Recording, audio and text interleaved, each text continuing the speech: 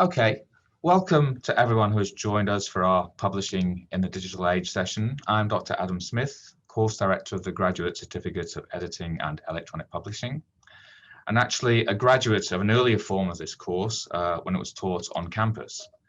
I've been involved in teaching the course for quite a while now. I was first a tutor and I've been a convener of the course now for nearly 10 years. I'm also a practicing editor and have worked in both trade and academic publishing, working on print and online publications. A big question: what challenges do editors face today, and how can we help to address them? So there's a number of challenges that editors are facing at the moment.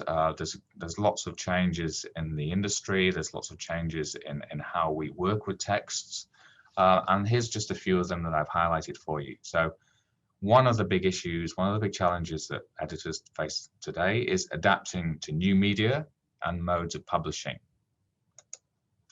What we do in this course is we investigate the demands of multiple types of publication, both across print and digital platforms, and we provide practical tasks that address them. Another issue, another challenge that editors face is maintaining standards while dealing with fast-paced demand for new content. And I'm sure a lot of you will have noticed, probably a lot of you because you're interested in this course in the first place, you'll notice these kind of things when errors appear in print or on screen. So many more of them seem to be getting through because there is so much content being put out there and not enough time to edit it often, and not very skilled editors to do it. So what we do is we give students the tools to recognize issues with language and layout, so it's not just about text, so that they can deal with them swiftly and efficiently. Publishing for an increasingly diverse and global audience is another big issue. We provide knowledge and practice on how to cater to the needs and expectations of different audiences, and in fact we look very closely at particular different standards that there are across the world in terms of editing practices. Working within a market where it's not just publishers who publish things, so a market that's become decentralized, where it's not just about the big publishers who are publishing things, it's about anyone can publish anything now, it's possible. So what we do is we equip students with information about how the industry works and how to function within it, either as part of a company or very commonly now as a freelancer. Here's the course structure and content. So over the 2 semesters, there are 2 units per semester, 4 units in all. And here are the names of the different units. So Edit 8080, Tools for Editing, which looks at a lot of the kind of practical skills an editor needs. Things like copy editing. We also look at structural editing, looking at global English, how it works across the world. Plain English is an important topic to understand. Legibility as well. And web editing is another particular aspect to that part of the course. So that's looking at the kind of the fundamental skills that an editor needs. Edit 8082, which is also in semester 1, is about content management for print and online delivery. So topics there include things like information structuring, navigation, so that's obviously particularly an online issue, but we think about navigation in printed material as well. Indexing, copyright, and also project management is a very important part of the skills that editors need, working as part of a team and managing projects as part of a team. That's semester 1. You don't need to start in semester 1, you can also start in semester 2, and we have a kind of an introductory level unit there, which is Edit 6000, Communication, Publishing and Editing. And this really looks at publishing and editing in a very broad scope. So we look at the history of publishing, we look at how multi-authorship works, we look at particular areas of publishing that you might not think of, such as signage or captions. And then we look very closely also at work in ebooks and also how multimedia gets put into different kinds of publications. And then in Edit 8081, there's language writing and editing, which is a much more language-focused unit. So we're looking at the elements that make up language and how we should be familiar with them in order to edit well. So topics there include grammar, punctuation, cohesion, readability, persuasive writing and scholarly writing. So we look at particular genres of writing there as well. The kinds of assignments that you get, we do quite a bit of assessed group discussion. So you have these particular topics that you'll discuss as a group, and you'll have to edit your material very carefully to go into that. So it's not like an informal group discussion. You have to edit your work and reference material within that and talk about particular topics such as ethics within publishing, or another topic that we look at there is usage guides and usage issues.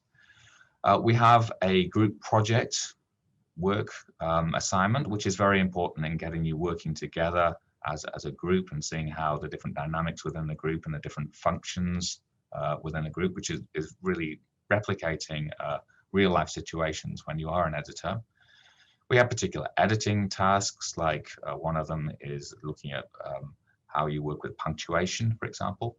And then I've got essays there in the plural, but there's only really one essay that you do looking at the future editing. It's usually your final assignment.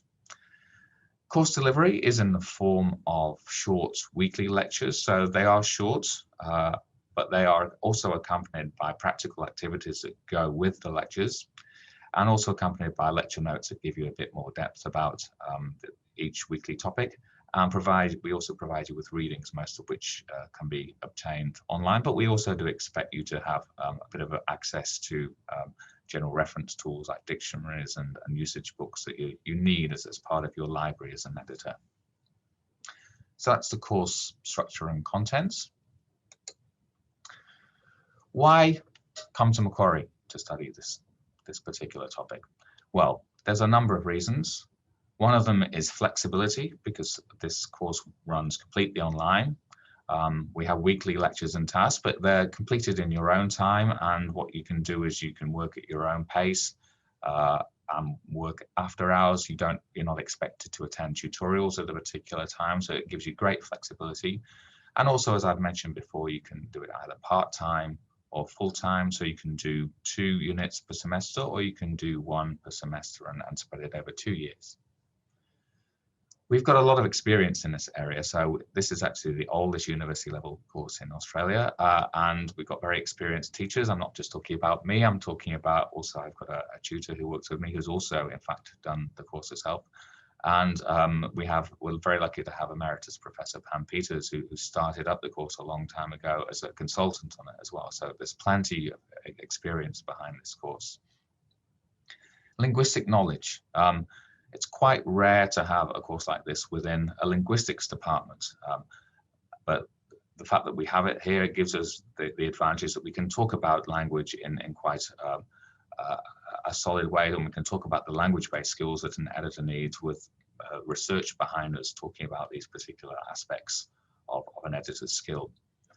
And then finally, there's professional networking. So an important thing to emphasize here is there's always a range of experience across our student cohort. So you get to network with different students who've got various kinds of experience with editing, and that's a very important aspect of the networking. But we also give you links to industry, particularly after you've qualified. We can put you in touch with people from different parts of the industry where you might be interested in working.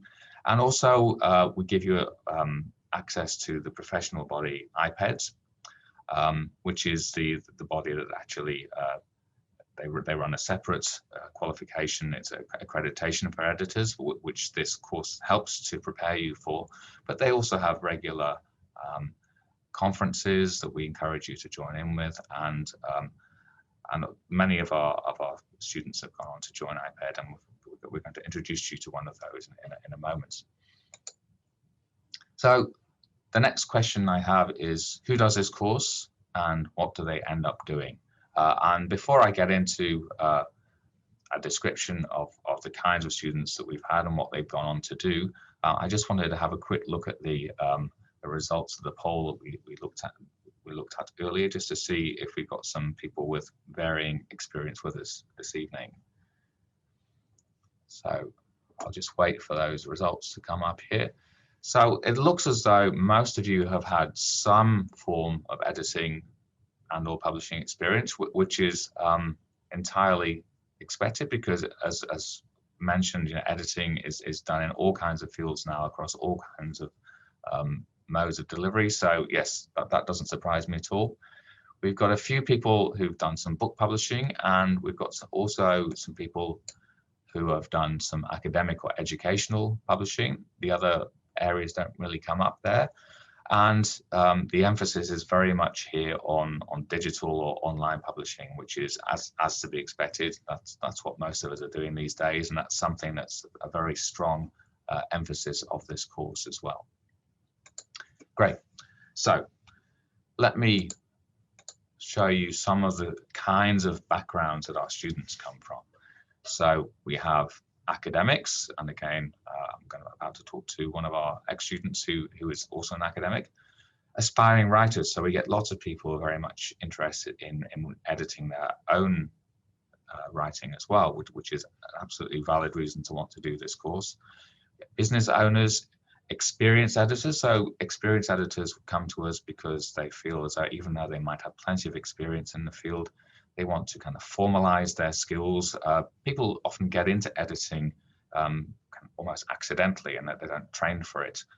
And you might reach a certain point in your career as an editor where you think, oh, perhaps there's certain things that I'm missing that I don't know about. I need to formalize that knowledge that I've gained over this time. We get librarians, including we had a student who works at the parliamentary library, and he invited me actually afterwards to give a talk to various people that work in government about aspects of Australian editing. We of course get novice editors, people who are just starting out, public servants, people who are reskilling, so people who are trying to get back into the workforce and feel as though editing is an area that they would really like to be able to work in, and we can supply them the skills to get jobs back into the workforce. Teachers, translators, we have lots of translation students here at the university who are often doing units with us. Web designers, and of course workers from home. Editing is such a transportable skill. You can do it anywhere. You don't have to go into an office, and certainly in these COVID times, that's become something that's even more important, having that flexibility to be able to work from home and having the skills to do that. So this is our students, and there's plenty more examples of the kind of students that we get. Our graduates are accredited editors, so as I mentioned with the IPED accreditation, and lots of our students go on to do that. We have authors, we have book editors, so we've had people working for going to work for HarperCollins, for example, the Indigenous publishers Magabala books as well. Quite a recent student of ours was working there.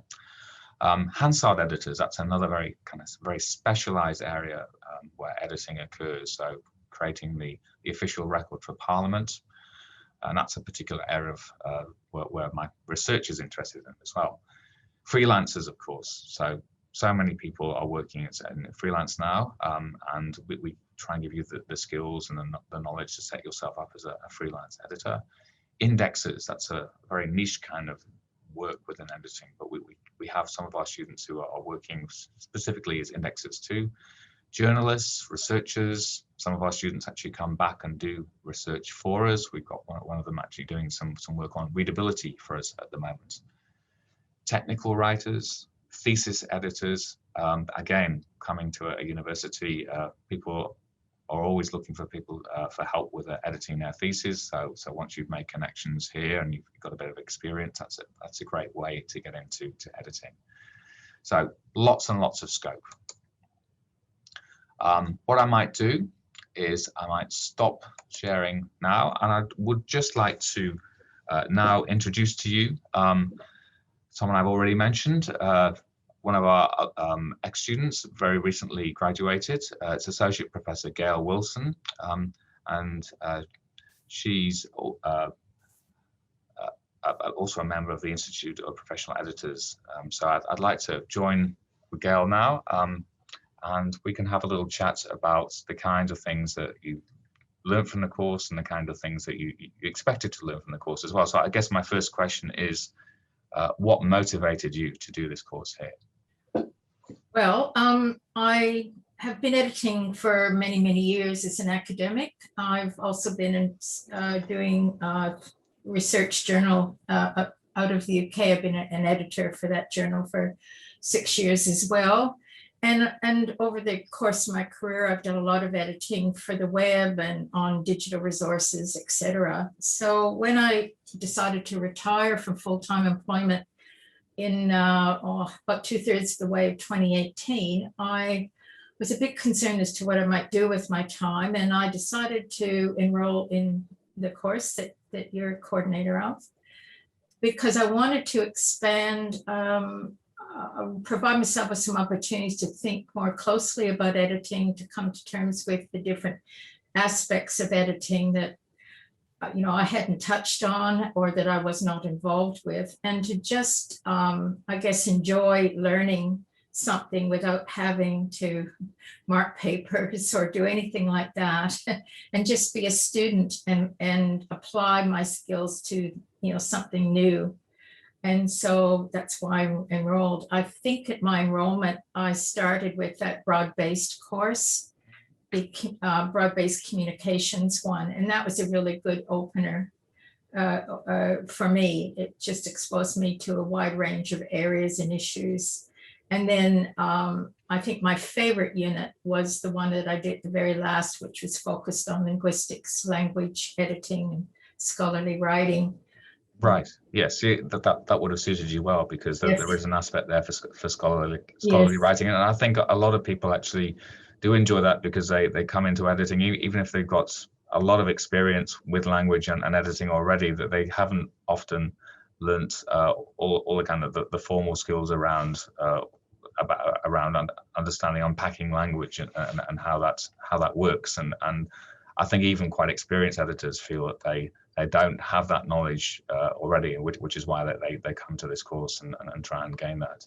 No, and I think just one more thing about why it came into the course. I found that I'd made the right choice, I think, after the very first assessment and task that we finished. And my reasoning for that was it brought me, I was able to see that there's such a lot of depth to what you need to learn. Even though you bring a lot of skills, everyone that comes into this program has already got a set of skills, but you actually have to apply those skills in different ways. So for me, it was a good opportunity to, I guess, re-engage as a student, but from a different perspective than what Sure. I've been doing for the last 25 years in my life.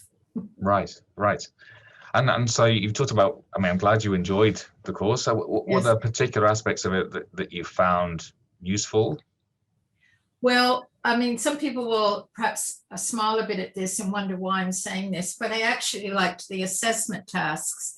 Now, again, this is the teacher in me and the researcher and the instructor aspect, I guess, but I found the assessment tasks, because they were designed from the perspective of training you or developing your skills in editing, you had to be, there were many opportunities to express yourself in this course. But when you were doing so through the assessment, even or blog posts or whatever it was, a written essay style, you had to be conscious that this was an editing course. So the marks and the loading in terms of the marks came on particular areas that perhaps in the past I would just skim over, or even in terms of the social sciences area that I was, teaching and I paid attention to, but it was not to this close degree. So the assessment tasks were good for that. They reminded you that you are in an editing program, and they brought you up short with regards to some very small, easy things, like if it was APA, the 7th style that I chose to use, I guess I'd better learn what APA the 7th was, or refresh my memory of it and make sure that I was accurate in that, because again, an editor is expected to know these things. So that there was lots of practical experience of editing skills, if you like, applied throughout the assessment. I think the other aspect that I liked was being exposed to a very broad, I guess, editing environment, different types of editing roles and different types of tasks and different contexts in which editing is conducted. Now that was expressed very much through the readings to some extent, but also to the other students that were in the program. And because we were able to engage in an online environment, a lot of that expertise or that context came out in people's responses.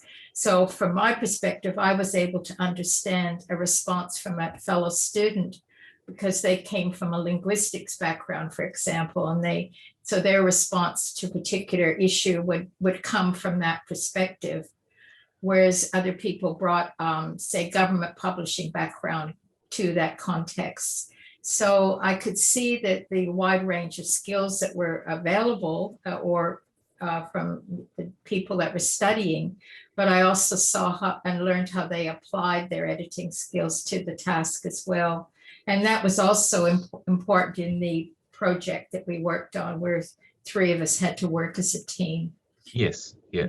So so certainly, yes, I would agree with you about the diversity that's there, but can I just ask, so you felt that you were able to interact with students as well? Because even though it's just an online based course, and that can be sometimes hard to get that feeling of community there, but you did actually feel that you were able to get a sense of who your other students were and interact with them properly. Yes, the semester goes very fast because from day one you're involved in the course. The course is ready. You don't have much time to settle in, so to speak. And at the postgraduate level, I don't think that you need a lot of time. But the first task really got me involved in the first unit that I did. The first task got me very much involved with the other students who are in the program. There's an opportunity to introduce yourself. There's an opportunity to say something about your background. And then when we actually did the project work, there were 3 of us. I approached 2 others that I could see would have slightly different backgrounds to me, but were not necessarily, say, working in the publishing industry.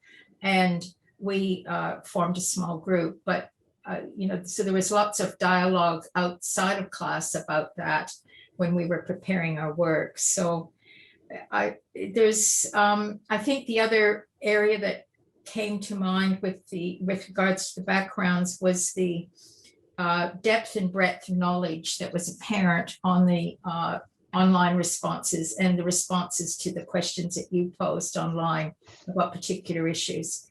So there was a very wide range of skill sets there and life experience as well. Yeah, I always enjoy that myself. Yes, yeah. It always comes through in those. Yes, it does. Yeah. Have you applied much of what you learned since you finished studying, or even while you were studying? Yes, it taught me to be more careful about the editing that I'm doing currently. I do a lot of substantive editing work for national teaching assessment applications. And I also do substantive editing with journal in terms of journal articles. You might need to explain that term for people who don't know about substantive editing. Substantive editing is editing as opposed to copy editing, which is just looking for the commas and the EM or EN dashes or whatever that's appropriate. But it's not, substantive editing is actually looking at different ways in which the paragraphs can be phrased, can be topic sentences can be pulled out of paragraphs and put at the top of the opening of the paragraph to make a greater impact as a topic sentence. And actually, I guess looking at the content, the way it unfolds and to present an argument. And oftentimes, everyone that writes needs assistance with that, needs another pair of eyes to look at that. Mm-hmm. So that's primarily the type of editing that I do. And that would be able to be applied to thesis editing as well. There's different types, as I said earlier, but that's the area that I mainly do work in. Right. And I introduced you as a member of IPED. Can you tell me a little bit about your role there?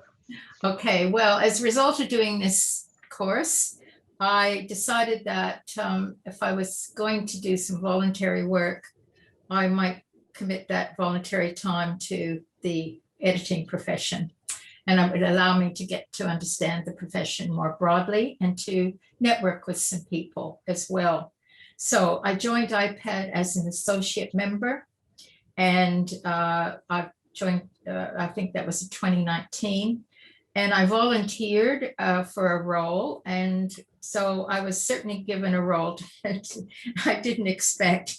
And that is, I'm now chairing the awards and prizes working a group for IPED.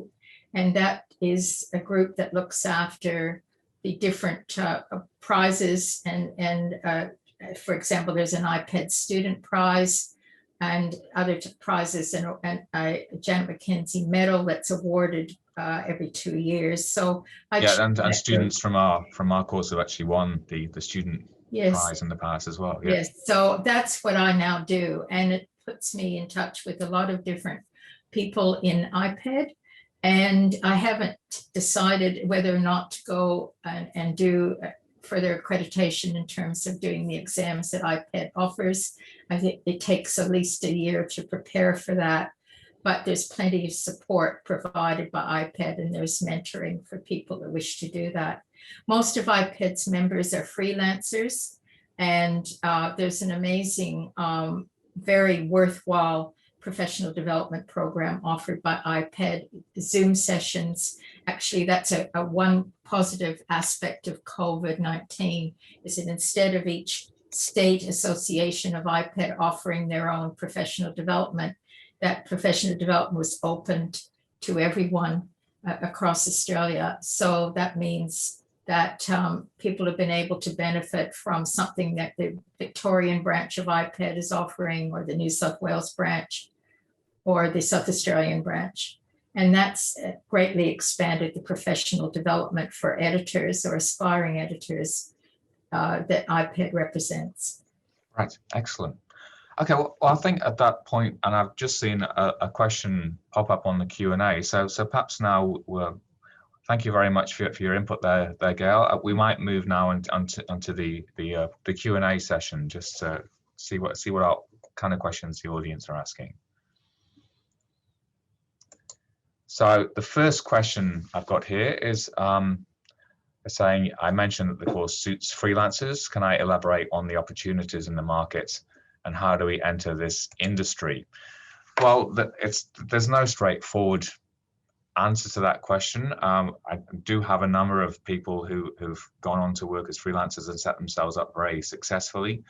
Very often, if you want to work as a freelancer, you need to have some kind of particular area of interest or expertise. So one student, ex-student I'm thinking of in particular, had a legal background, and so she was able to get into work with legal firms and had already contacts in that industry. And once she had the qualification, she could go to them and say, and she would know the need there. So, and I think.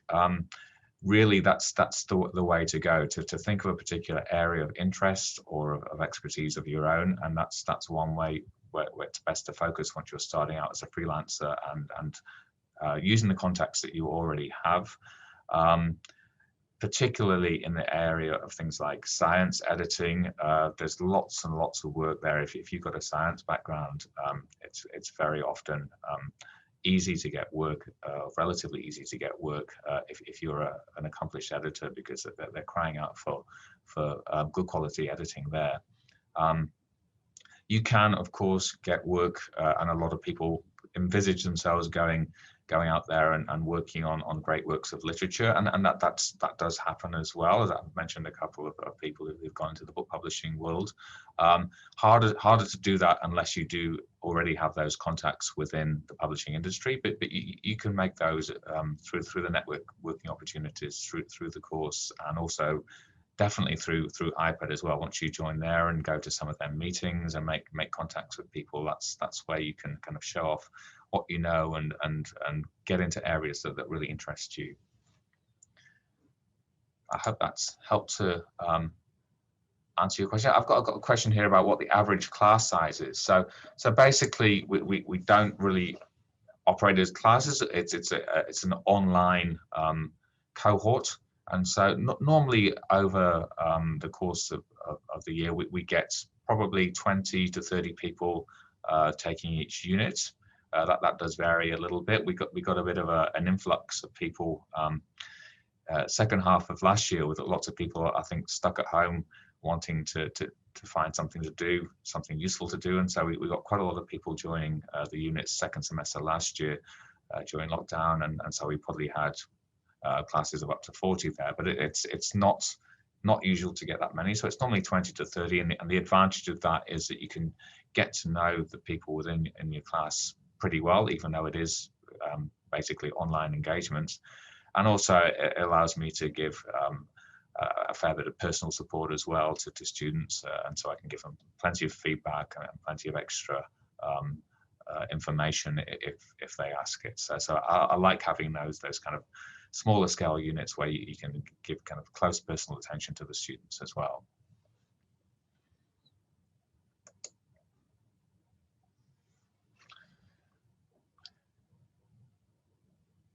Can I complete the program part-time?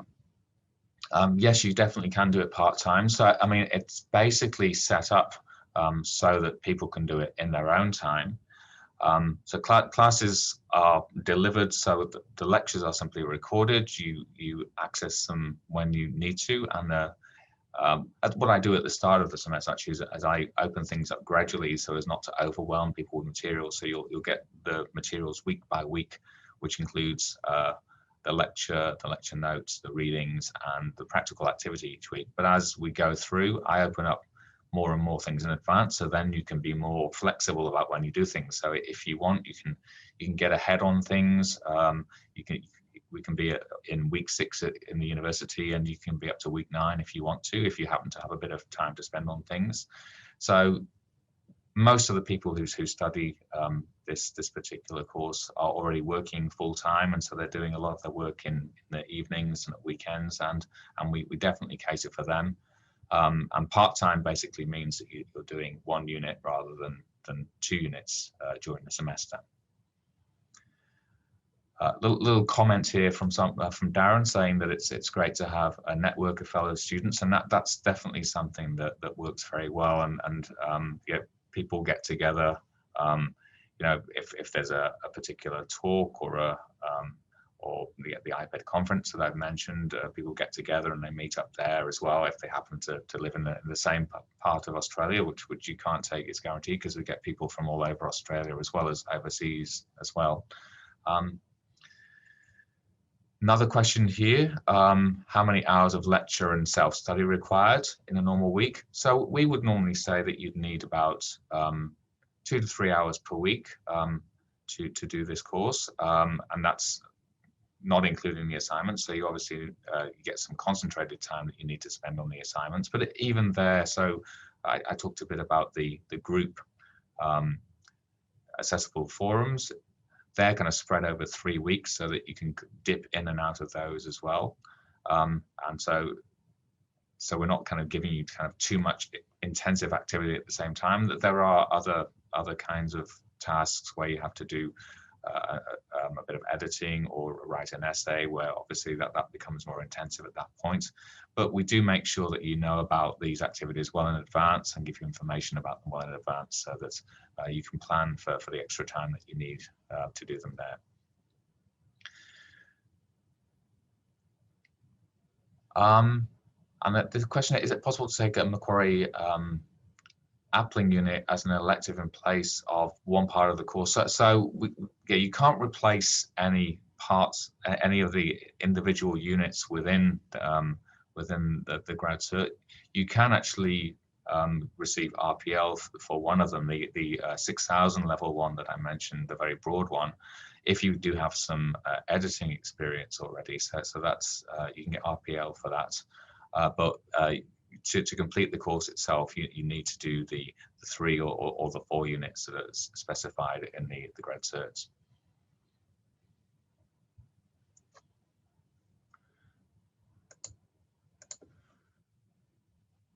I hope that's answered that question. Good, I got and understood. Excellent, thank you. Any other questions?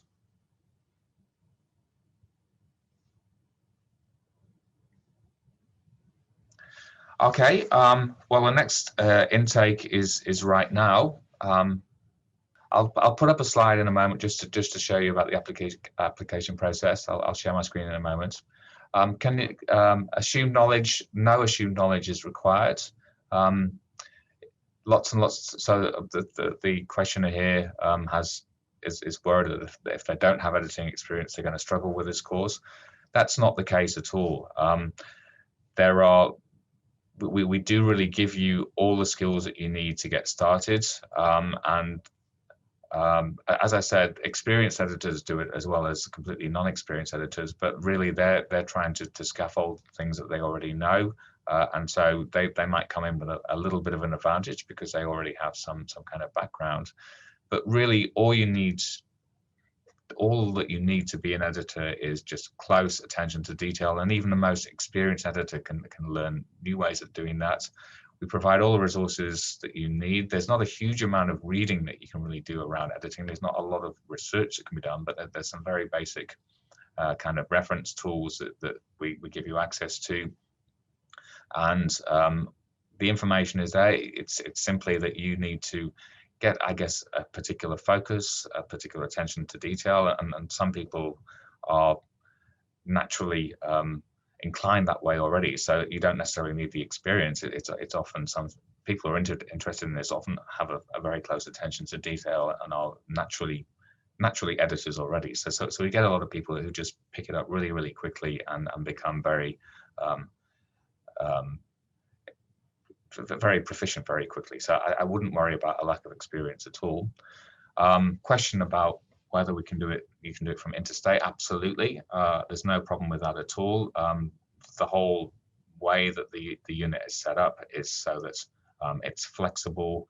The one issue that comes in very occasionally is assignment deadlines. So if you happen to be in Perth and I've set the last the deadline for the assignment at midnight Sydney time, you just have to give me a nudge sometimes and say, no, I'm actually on a different time zone. But that's all, you know. It's very flexible, so interstate is not a problem. And as I said, we have students sometimes doing it from overseas as well, and that's not an issue at all.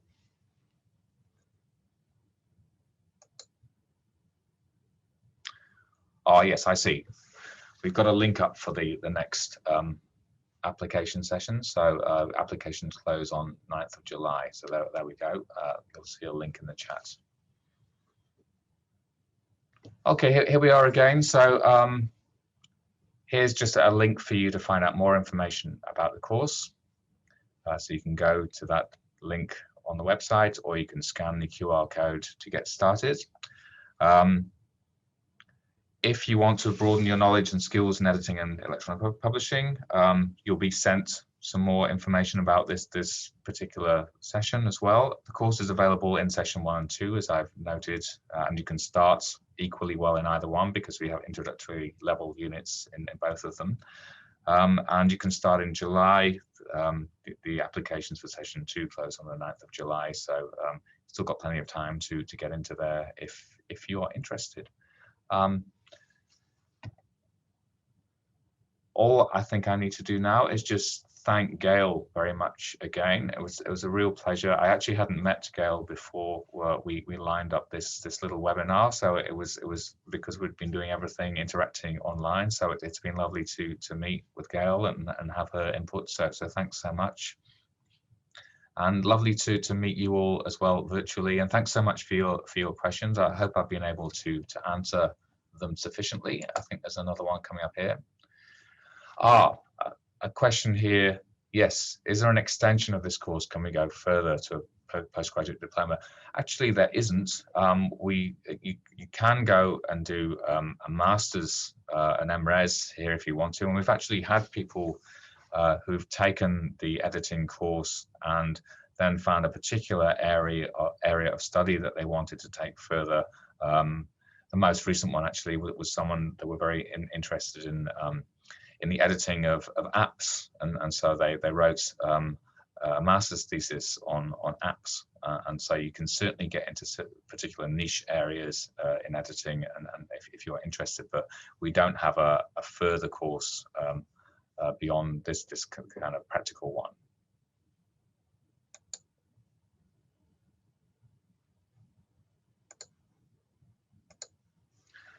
Okay, I can't see any more questions, so thanks once again. Lovely to have your company, and hope to meet you on the course.